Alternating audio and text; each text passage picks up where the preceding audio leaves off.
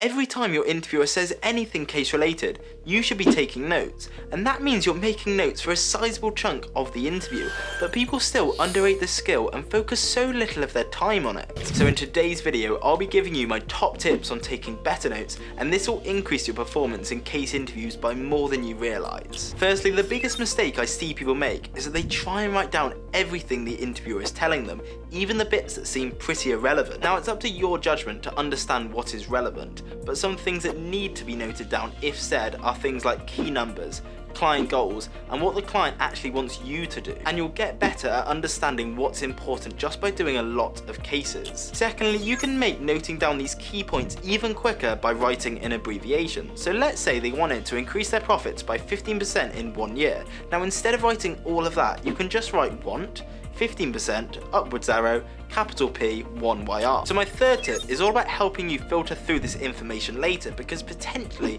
something they say at the start could only become useful towards the end of the case. And the tip is to use bullet points. Don't write in paragraphs of words, and you can always add arrows off the bullet points later on if you want to add anything. So my fourth tip is to keep a note of things that you want to be clarified.